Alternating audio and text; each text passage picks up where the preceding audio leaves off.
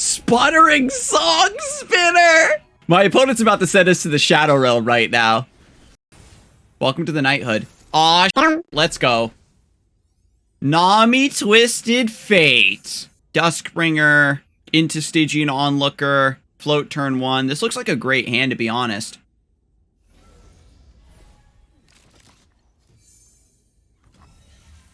Yeah, we'll just pass. If I had played the Duskbringer turn 1, then we could have gotten the... Actually, I can do double Stygian here if I want. If I Dust Petal Dust, this will go down to 0. Oh, they have the Go Hard. Boo! They're main decking Go Hard. Boo! Boo!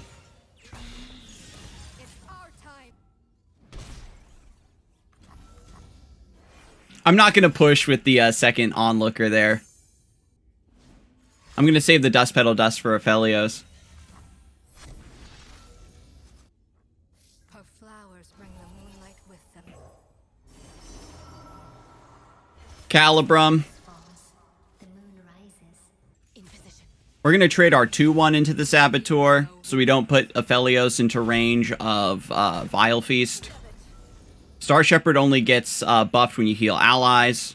So we do have an open attack here, but I'm going to push a little bit more. They could have second Double Trouble, but that's kind of whatever to me. I guess we just Calibrum this first and see what they do. Gravitum's going to come in handy down the road. Can I really just solo this list with Aphelios? That's also fine. It just comes down to whether or not my opponent has put in the reps on this deck. If they're just picking it up because they want to, then I think that we're still in a great spot. I'm gonna go ahead and go for Diana first. We're gonna go for Stygian Onlooker as well.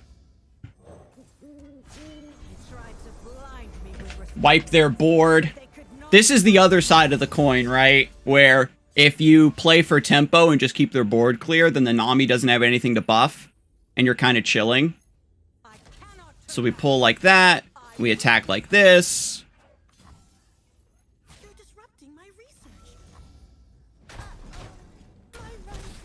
And now we've got a lot of tempo. The main deck Go Hard is super odd. I think that the most optimalists don't run it because of Burblefish and Coral Creatures. You have so many opportunities to generate it that it's better to just have it be a random extra thing you can do once you get to the later stages of the game, rather than being like an initial strategy you put into your deck. So I can Gravitum the Zap Spray Fin here. We'll take Crescendum. Infernum could also be correct, but that deck does run Vengeance, so very unlikely we'll be able to run the actually have the Infernum stick on something important. There's also the threat of Ruination, so we might not be able to go for Winding Light. That's desperate. So now we go for Crescent Guardian here. I will accept your offer of dealing 4 damage to me, and I will open attack you for a bajillion. So if they have Vengeance, they'll Vengeance here, then they take 3, 6, 7, 8. Go Hard number 2. Wow, they actually found that off the Zap Spray Fin. That's pretty lucky.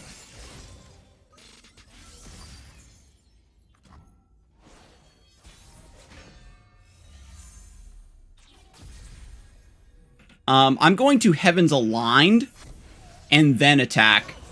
So that way, if they have like Vile Feast, I can Pale Cascade and draw a card as well. Eye of Nagaka. Nagaka Borororos. Ooh, they trade over here. They're disrespecting me. You 100% trade here. That's, oh my god. Are they gonna die? Hang on a second.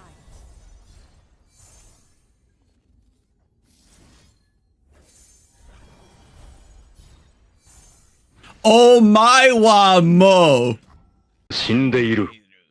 I guess they die if they don't block their Crescent Guardian anyway. They just need me not to have it. But I'm popping off today, so there's no way I don't have it. Aikato's actually spamming thralls right now, has like nearly a 60% win rate. We're attacking on evens, so keeping the Winding Light is correct if I get Dusk Petal Dust, but because they're going to have so much removal in a P&Z Shadow Isles deck, very unlikely that I'm going to have a wide board for the Winding Light.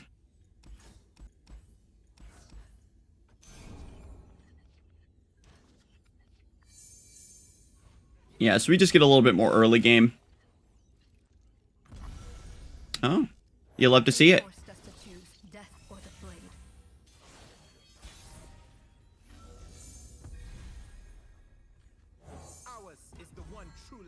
Pretty good setup. I'm at 80% win rate with Fizz Ribbon since the start of the patch. I climbed from Diamond 4 to D3 in 1 hour. Aikato at 60% makes the deck look kind of bad, though. You mean he's not playing the deck correctly?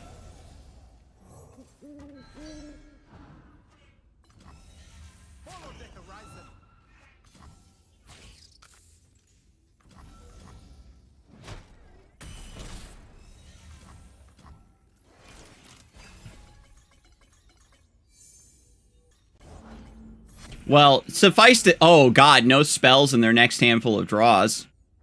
That's good information.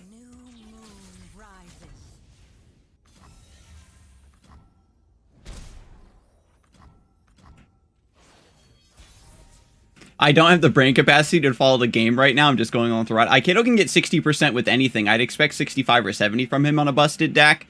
Well, it's a much higher win rate. Think of it like this. In the previous metagame, when Thralls was basically considered S tier, like one of the top 2 decks in the game, and everybody was playing it, it was still pulling like a 52% win rate, right? That's with a lot of lower tier players piloting the deck and giving up games where they probably could have won and dragging down the win rate. And Aikato's point is essentially that without those players dragging down the deck's win rate, we're actually getting a much purer take on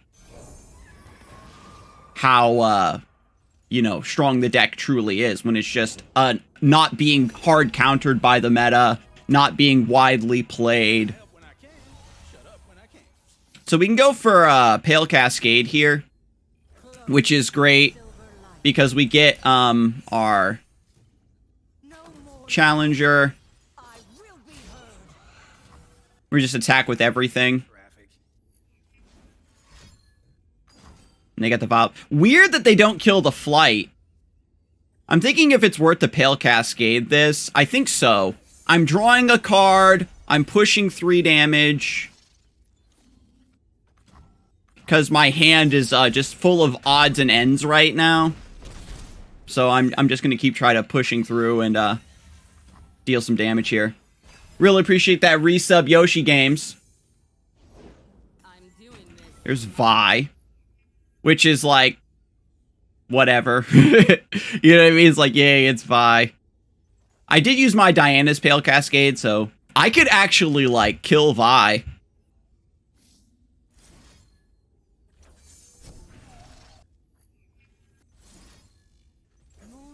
No, this isn't classic Nightfall. We're on Aphelios instead of Nocturne. Aphelios is just so much better that it's not even funny anymore.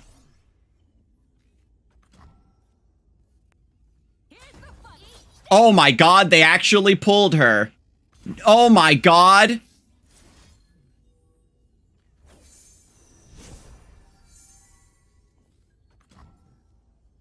I guess it's fine, right? They forced me to spend a bunch of cards to answer my 2-drop.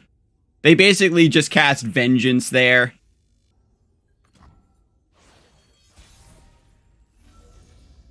But I mean, it's...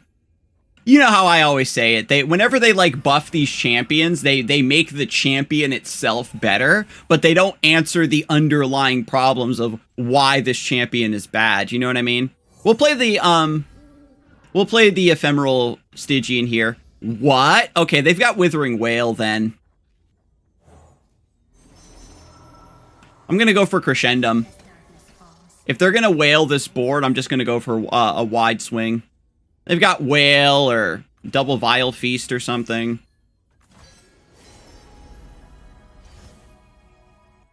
It could be the box. That'd be very cute. They're running the box. Oh. I wasn't expecting a Vi. Okay.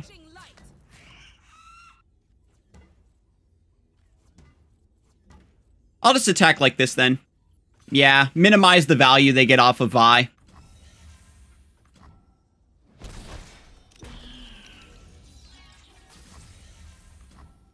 Actually, I guess I could have attacked with everything there. Maybe everything but Aphelios. So a bit of a misplay there. Yeah.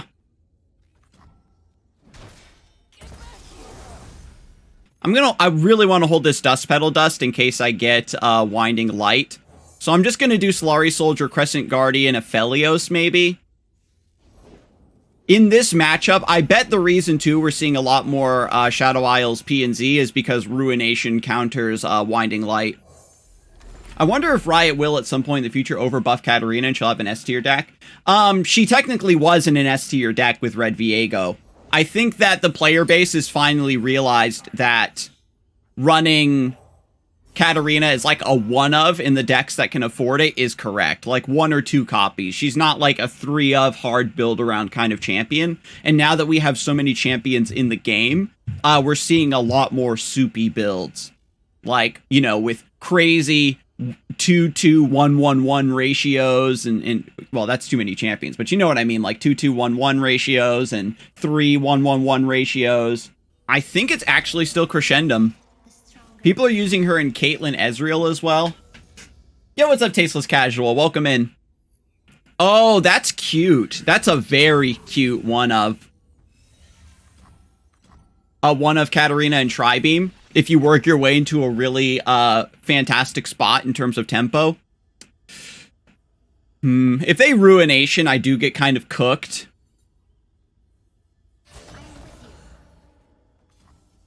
And we didn't hit Winding Light, so there's no reason for me to, like, have to take the risk. Just attack.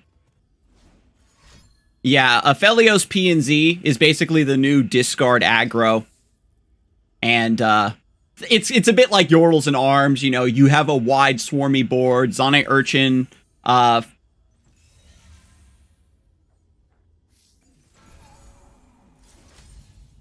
the, Zonite Urchin, Flame Chompers, Boom Baboon package to just give, and Poro Cannon just gives you a great way to, like, generate a lot of units and draw cards and swarm. And then you just pop off. You know what I mean? They had second Victor. The reason I wanted to kill that first Victor is to, you know, get around the possibility of them getting, like, lifesteal potentially.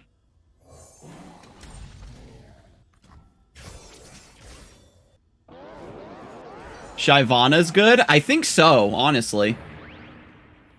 Thank you, Valeda. Shyvana, I think that Lady of Clouds, Shyvana, is probably slept on right now. Based on, like, kind of what's in the metagame right now, there's a lot of hard aggro, so I think if you ran, like, Lady of Clouds with a lot more, like, maybe, like, a copy of the box, maybe a Withering Whale or two, you probably could play Lady of Clouds with Shyvana Kindred or something like that, Shyvana Galio. There's certainly something there. Maybe we'll do a little bit of testing of that sometime soon.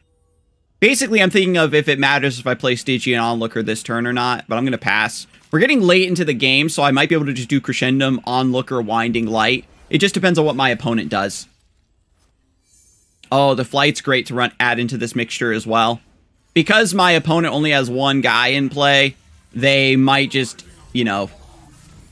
I guess that makes a lot more sense. You just have better early curve. Kindred is a bit awkward. Aw, Challenger, though? That's mean. That's hella mean. They're gonna pull Doom Beast. So I can develop the Flight here. Oh, you were playing Targon, Shyvana, just like straight up dragons? I respect it.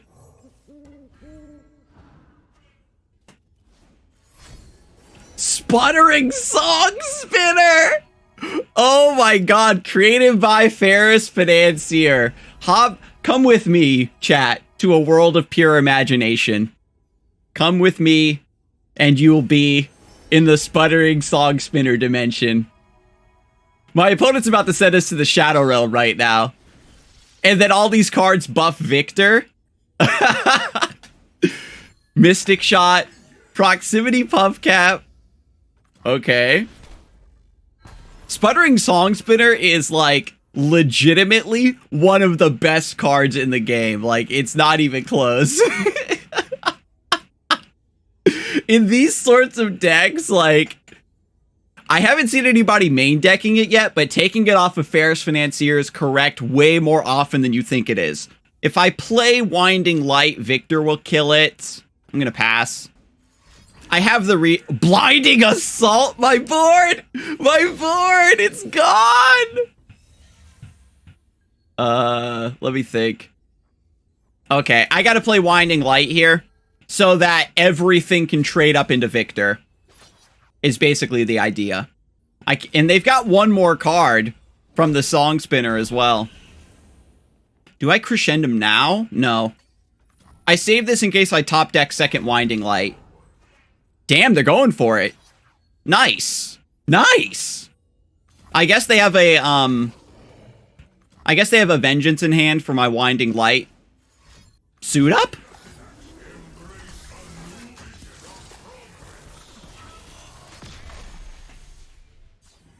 Bone Skewer! Bone Skewer? Ayah. They messed up by not pulling my Doom Beast, by the way. So we know their next top deck is Buru Sentinel.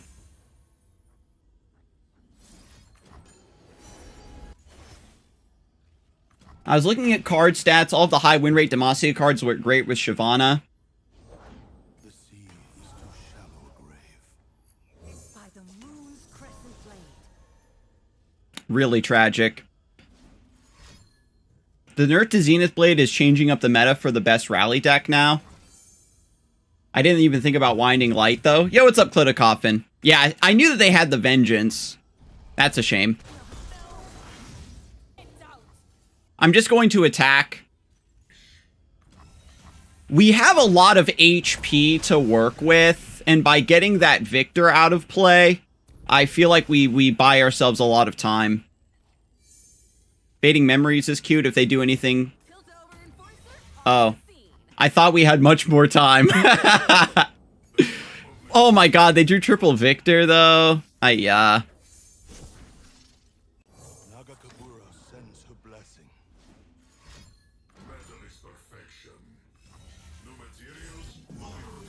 Their top decks are just too good, chat. By her will. Let me think. How can I win? With so few cards, I need to hit, like, Heavens Aligned Eclipse Dragon or something.